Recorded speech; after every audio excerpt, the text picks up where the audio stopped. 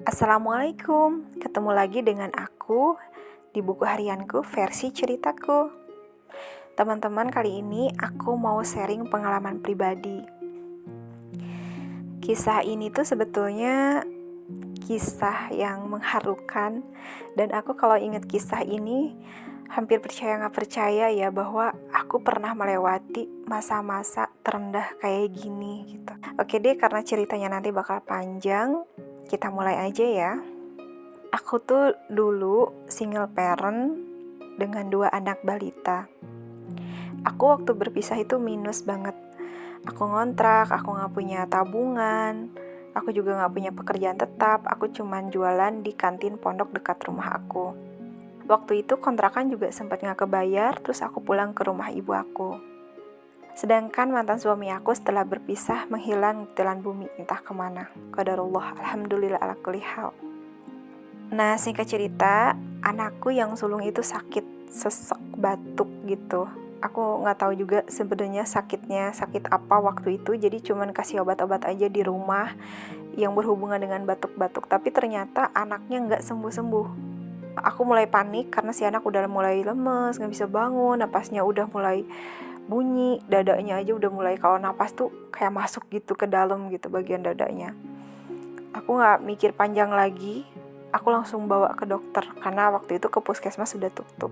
Dokternya bilang, "Bu, ini aku curiga kalau anak ibu kayaknya bukan batuk deh, tapi ada penyakit lain yang kayaknya udah parah, tapi aku nggak bisa mendiagnosis sakit apa tanpa ada hasil lab," kata beliau begitu. "Bu, boleh nggak sih nggak diambil darahnya, nggak ada hasil lab, ibu kasih aja obatnya gitu." Terus kata beliau, nggak bisa kayak gitu, harus ada hasilnya. Nah, aku cerita dong sama bu dokter, "Bu, saya tuh keadaannya kayak gini, saya cuma punya uang saat ini buat bayar ke ibu aja, saya nggak ada buat cek lab, apalagi nanti harus nyari klinik, kan harus naik motor gitu, karena di tempat aku tuh nggak ada angkot, harus naik ojek kemana-mana gitu. Sedangkan aku saat itu emang bener-bener pegang uang hanya 85.000 aja, sisa modal berjualan di kantin." Terus dokternya bilang gini aja deh bu, uangnya ibu pegang aja, ibu gak usah bayar ke saya, ibu ke klinik A aja, nanti saya kasih alamatnya, ibu naik ojek ke sana kayaknya cukup deh, di sana tuh murah, kata beliau gitu. Tanpa pikir panjang, aku ke sana dong, naik ojek, ternyata kliniknya tutup. Aku nyari klinik kedua, masih dianterin sama ojek yang tadi, juga tutup. Itu 2 kecamatan aku muter-muter sama abang ojeknya baik banget, Masya Allah, baru dapet di klinik ketiga, dan itu di sana murah banget, hanya 35.000, Masya Allah, alhamdulillah ya. Udah dapet hasilnya, aku langsung ke dokter lagi. Itu abang ojeknya gak mau dibayar, meskipun udah bolak-balik 2 kecamatan itu, Masya Allah. Dokter waktu itu ngejelasin katanya anak aku leukositnya tinggi banget. Terus anak aku juga kesadarannya kayak udah turun gitu. Jadi beliau menyarankan, "Bu, tolong sekarang juga dibawa ke RS. Saya takut kalau misalkan ibu nunggu besok lagi, ini anak udah gak bisa bertahan lagi," katanya gitu. Down banget lah rasanya waktu itu, bener-bener gak tahu kan harus sharing sama siapa, harus cerita sama siapa, minta tolong ke siapa, emang bener-bener hanya ke Allah satu-satunya saat itu gitu. Ya Allah, tolong ya Allah, gimana ya Allah, tolong berikan jalan keluar gitu. Sambil berdoa, sambil juga aku lari ke rumah, aku siapin baju anakku, selimut, aku masukin ke tas gede dan aku gendong di bagian depan, terus anakku aku gendong di bagian belakang. Aku yang biasanya badannya reot, gak bisa bawa barang-barang yang berat, itu aku bisa bawa depan belakang seberat itu. Nggak tahu kekuatan dari mana, Masya Allah, tentu dari Allah ya, kekuatan kasih sayang seorang ibu ke anaknya. Aku bawa anakku ke UGD, dari UGD dilakukan tindakan awal, dan tetap ternyata anakku harus dites darah lagi di rumah sakit, karena memang peraturannya di rumah sakit itu harus sesuai hasil lab di rumah sakit sendiri gitu, nggak boleh dari luar. Sedih lagi, air mata gak bisa berhenti, nangis, memang bukan nangis yang bukan kayak gitu, nangis yang si air matanya tuh nggak bisa berhenti, sesedih itu kondisi saat itu gitu. Ada ibu-ibu nyamperin, usianya sekitar 35 tahunan, nanya, "Teh, ini anaknya harus tes darah ya?" Aku manggut kan, manggut gitu. "Oh, kenapa belum juga, Bu?" "Iya, nanti," gitu. Oh ya udah, beliau pergi. Nah, udah nggak lama, beliau datang lagi, masuk lagi tuh ke UGD. "Bu, masih belum juga diambil darahnya?" Aku jawab, "Belum, Bu." "Kenapa?" Aku cuman diem aja, gak ngejawab, sambil ngusap-ngusapin air mata aku yang gak bisa berhenti itu. Gak ada uangnya ya? Beliau kayaknya memberanikan diri untuk bilang kayak gitu, tapi dengan pelan-pelan. Aku diem juga gak ngejawab. "Ya udah, ini nih ada rezeki sedikit," katanya. "Diselipin deh sama tangan aku gitu." Aduh, aku seneng banget waktu itu.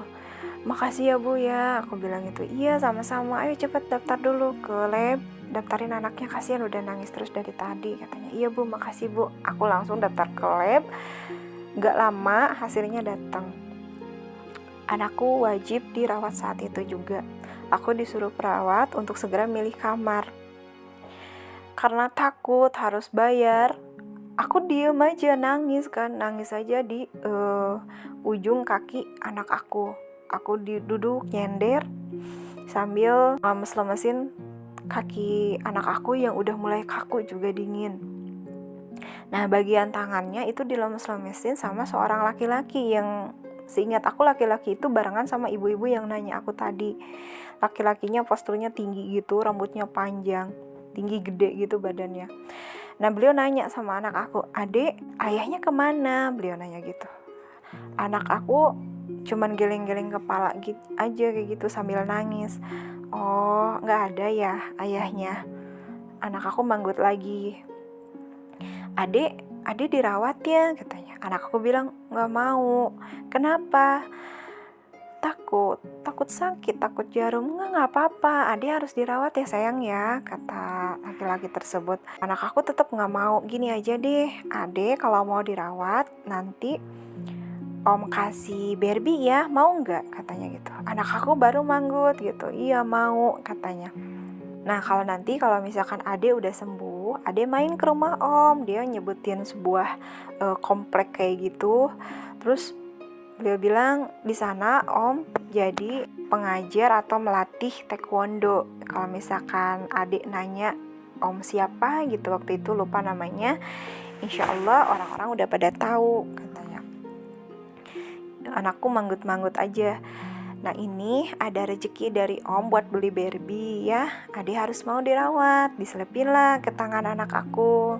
Sekarang Om pamit dulu ya, Om udah harus pulang," katanya gitu. Nah, pulanglah dua orang itu. Aku samperin anakku. Aku lihat gitu berapa yang dikasih sama Om tersebut. Ternyata 500.000.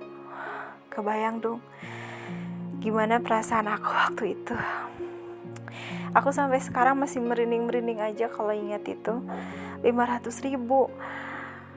Aku seneng banget, Masya Allah, alhamdulillahirrabbilalamin, rizki minallah, rezeki yang tidak disangka-sangka lagi. Aku akhirnya pesan kamar segera. Aku pilih kamar dengan perasaan yang masih percaya gak percaya waktu itu. Ya Allah, aku dapat pertolongan sebesar ini darimu. Nah, ternyata masih ada pertolongan dari Allah. Dari bagian pendaftarannya tuh ngasih tahu, "Bu, nanti boleh kok dibond dulu," katanya. Jadi nggak langsung bayar sekarang, bayarnya nanti pas ibu udah mau pulang, katanya. Masya Allah, iya serius bisa seperti itu? Iya, katanya. Terus udah gitu, kalau seandainya ibu nggak punya BPJS, ibu juga bisa pakai SKTM. Ibu tinggal daftar aja dari sekarang ke RT RW kelurahan, insya Allah nanti juga biasanya di cover semuanya. Beliau bilang seperti itu.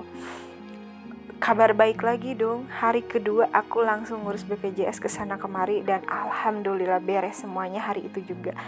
Sampai singkat cerita, seminggu anakku dirawat di sana, aku cuman habis uang 200.000. Dan ke rumah sakit itu benar-benar gratis, tis nggak bayar sama sekali. Masya Allah, itu rezeki dari Allah juga gitu.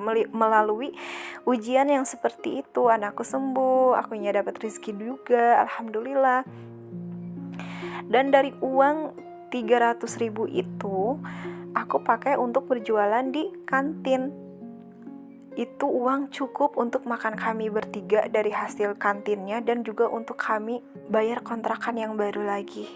Qadarullah, Masya Allah.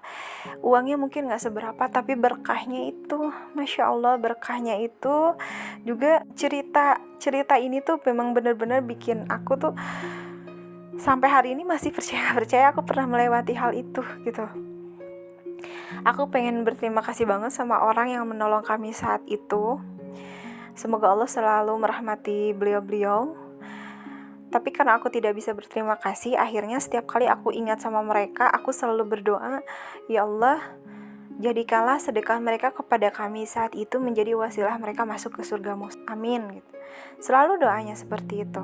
Setiap kali ingat, dan aku sering banget ingat, sampai sekarang aku gak bisa lupa, padahal itu udah lama banget. Gitulah teman-teman, semoga dapat menginspirasi, dapat mengambil hikmah dari cerita ini, bahwa setiap orang itu pernah melewati masa-masa terendahnya, dan ini adalah salah satu masa-masa terendah aku.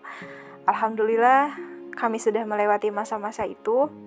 Semoga hari ini dan ke depan kita tetap kuat melewati setiap ujian yang Allah berikan terhadap kita semua. Oke teman-teman, semakin banyak aja nih, semakin malam. Selamat beristirahat. Assalamualaikum warahmatullahi wabarakatuh.